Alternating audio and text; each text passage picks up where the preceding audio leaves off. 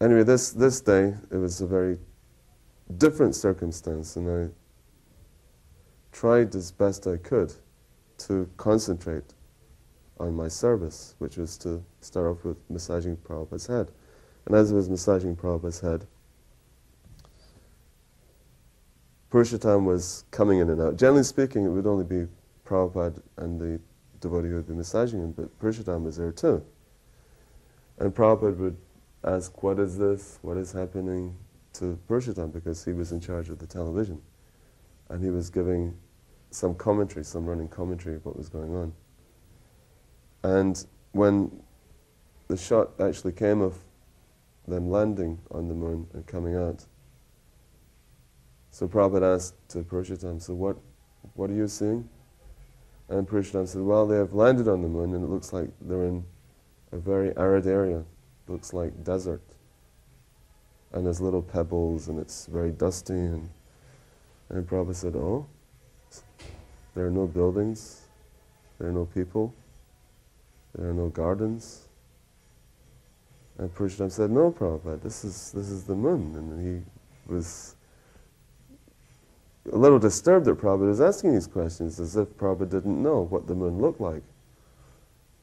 And so Prabhupada concluded, said, then this is not the moon. He said, according to Vedic astronomy, the moon is an upper heavenly planet full of a very advanced civilization, full of buildings and parks and lakes, a very beautiful place, full of all varieties of life. So this is not the moon. This is my conclusion from what you're saying to me.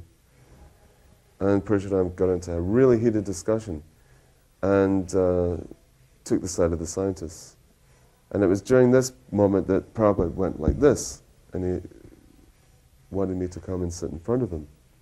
And I thought, because Prabhupada suspected that I was watching television, but then his hands came on my head, and I was sitting higher up than Prabhupada, so his hands were up like this, and they were massaging my head.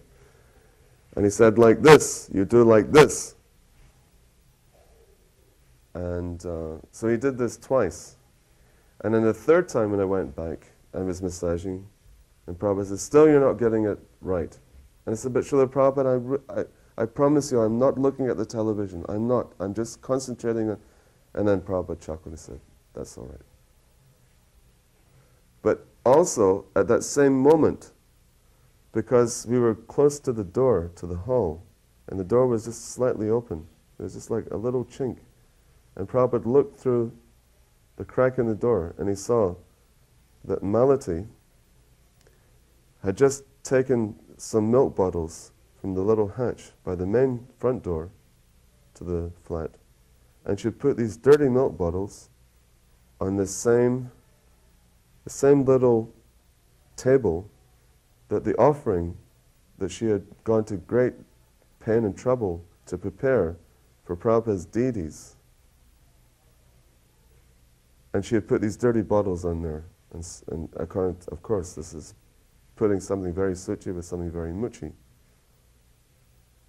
And Prabhupada saw this just out of the corner of his eye. It wasn't like he was looking through the door all the time. He was looking at the television, he was talking to Purushottam, he was concerned about my consciousness, that I was getting absorbed in the discussion, and I wasn't really there for the discussion, I was there to massage Prabhupada.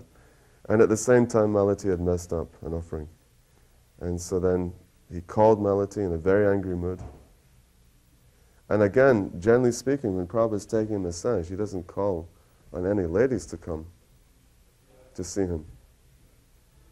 But there was tremendous urgency there, and anger.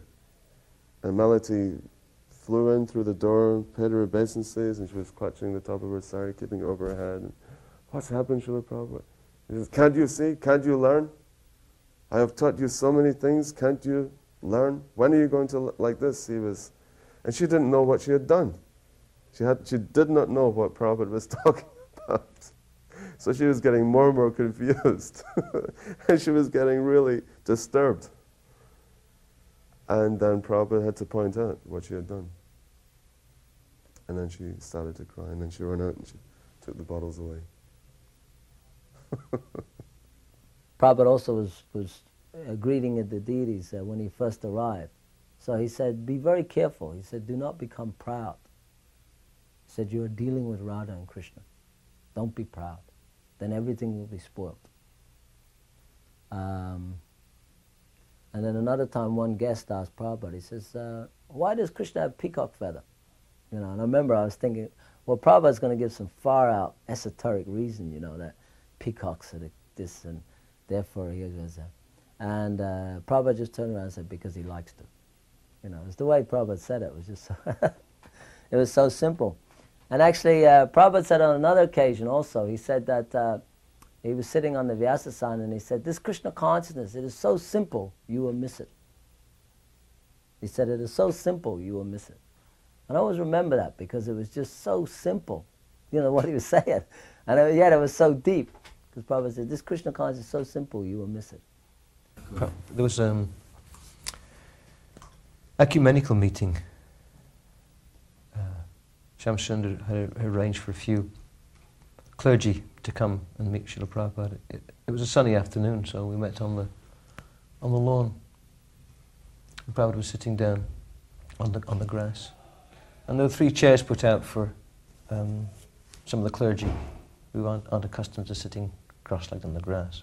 3 nuns arrived, and as they were sitting down, they respectfully said to Prabhupada, said, so, you are the spiritual master of the Hare Krishna movement?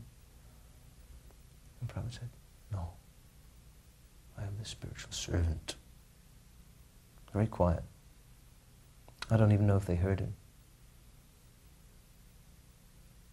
But Prabhupada's vision of himself was very humble. When this Anglican nun came to meet Srila Prabhupada, and she was wearing what we generally recognize as a nun's habit. Although she wasn't a Catholic nun, she was an Anglican nun. And she kept a rosary just like a Catholic nun. And Prabhupada asked her what she chanted on, what was the prayer that she chanted. And she said, well, my prayer is, my dear Lord Jesus Christ, please have mercy on me. And she says, I say this with all sincerity on every beat before I do my work. And Prabhupada said, yes. He said, this is a very good prayer. He said, this prayer, my dear Lord Jesus Christ, please have mercy upon me. You should go on, continue praying like this, and certainly Lord Jesus Christ will bestow his mercy upon you.